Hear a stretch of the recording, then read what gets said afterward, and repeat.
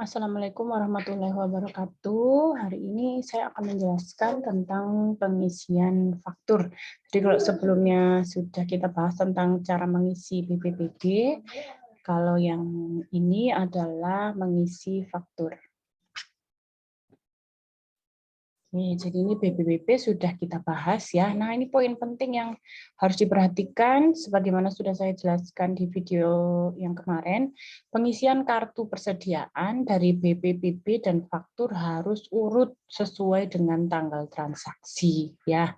Kemarin ada yang bertanya mengisi BPPB nomor 5. Lah, padahal fakturnya belum diisi. Memang belum saya jelaskan ya, tidak boleh seperti itu. Jadi kalau misalnya kalian mau mengisi lebih dulu sebelum saya instruksikan, silakan, tapi harus mengikuti instruksi yang tersedia. Jadi walaupun belum saya jelaskan tentang faktur, bisa dibaca sendiri caranya mengisi di buku 1 ya, sudah ada petunjuknya. Jadi video ini hanya membantu saja. Kalau kalian mau mengerjakan lebih dulu, silahkan, tapi harus mengikuti instruksi yang tersedia ya. Tidak boleh semaunya sendiri mengisi halaman 1, 3, 5 gitu, nggak boleh ya. Harus urut sesuai halamannya. Jadi kalau ada BPPB 1, 2 diisi dulu, kemudian selanjutnya faktur ya, fakturnya harus dikerjakan dulu. Gitu ya. Jadi diperhatikan, di sini sudah saya besarkan dan sudah saya kasih tanda seru.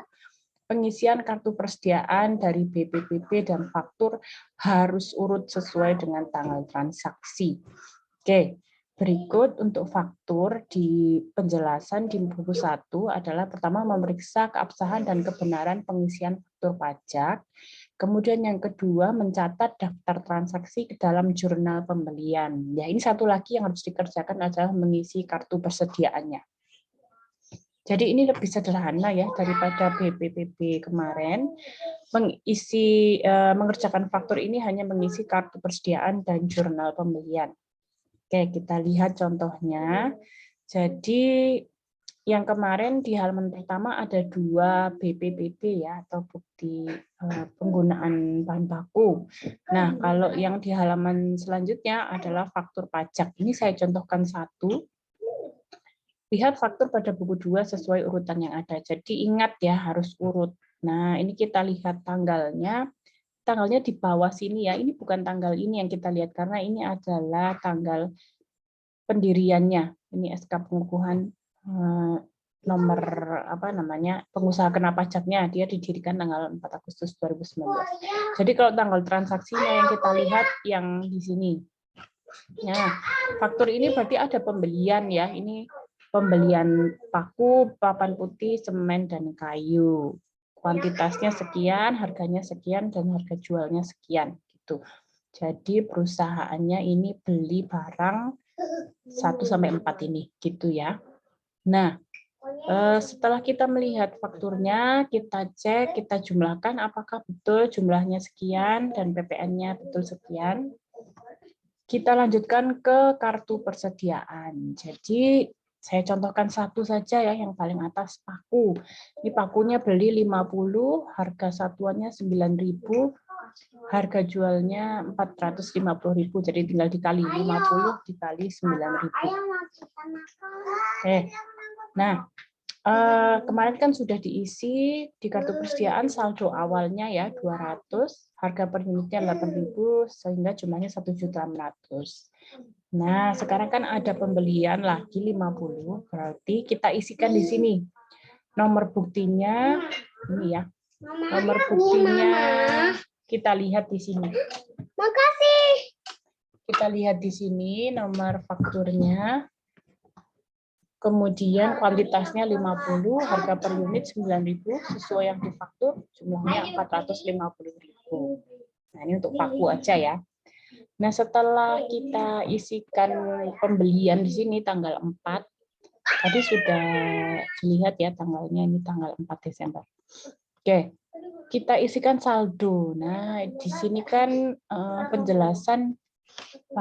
penjelasannya bahwa harganya pakai harga rata-rata ya, waktu di buku 1 yang awal-awal. Metode kebijakan akuntansinya, harga persediaannya pakai metode rata-rata. Nah, jadi cara menghitungnya adalah, sudah saya tuliskan di sini, Saldo awalnya 1.600.000 ditambahkan pembeliannya sebanyak 450, jadi 2.050.000. Nah, jadi yang diisi duluan yang jumlahnya ya. Kemudian saldo kuantitasnya 200 tambah 50, jadi 250. Baru kita hitung harganya per satu biji. 2.050.000 dibagi 250 sama dengan 8.200.000 gitu. Jadi kalau setelah tanggal ini ada pemakaian penggunaan barang, harganya pakai yang 8.200 ini ya, bukan lagi pakai 8.000, tapi di sini kalau nanti ada tanggal selanjutnya yang menggunakan paku, harganya pakai harga yang baru ini 8.200. Oleh karena itu makanya pengerjaannya harus urut ya, karena harganya itu akan berubah sesuai dengan harga terakhir, harga pembelian barang terakhir gitu. Oke, nah ini dilakukan juga untuk papan putih, semen dan kayu. Oke, jadi masing-masing kartu persediaannya diisi dengan cara yang sama dengan paku. Selanjutnya mengisi jurnal pembelian. Nah, satu faktur ini diisi ke dalam satu transaksi jurnal pembelian ya. Tadi kalau persediaan kan masing-masing diisi ya, tapi kalau jurnal pembeliannya cukup jadi satu saja. Jadi kita isi sesuai tanggalnya. Ini saya copy lagi fakturnya. 4 Desember, ureannya toko makmur, di toko makmur ya, paku dan sebagainya. Ini disingkat saja. Nomor buktinya 34 MAK. Ini yang atas. Kemudian, nah di sini kita bisa lihat ya, ini sudah saya kopikan. Kalau di buku 1 itu kan proses produksi di seksi penyempurnaan ini menggunakan papan putih, paku dan sebagainya ya. Berarti di sini termasuk bahan penolong ya, paku dan papan putih. Berarti yang 6.450.000 itu masuk persediaan bahan baku dan penolong. Terus yang sisanya ini semen dan kayu ini masuk persediaan lain-lain gitu ya, karena semen dan kayu itu tidak termasuk di bahan baku dan penolong. Kalian bisa cari di penjelasannya di buku 1 yang awal kemarin. Oke, jadi yang 2.500.000 dan 10 juta ini masuk persediaan lain-lain. Nah, setelah debitnya kita catat persediaan yang bertambah, kita juga catat PPN-nya 1895, persekot PPN 1895 debit. Kreditnya hutang dagang gitu ya. Jadi kalau tidak ada tulisannya tertulis dibayar secara cash, kita anggap dia sebagai hutang dagang. Ini kreditnya hutang dagang 20.845.000. Gitu ya. Ya, sudah. Jadi penjelasan untuk faktur hanya itu saja. Jadi mencatat, melihat faktur, mengisi kartu persediaan, dan mengisi jurnal pembelian. Oke, sebentar. Saya share dulu tugas untuk 3 minggu ke depan.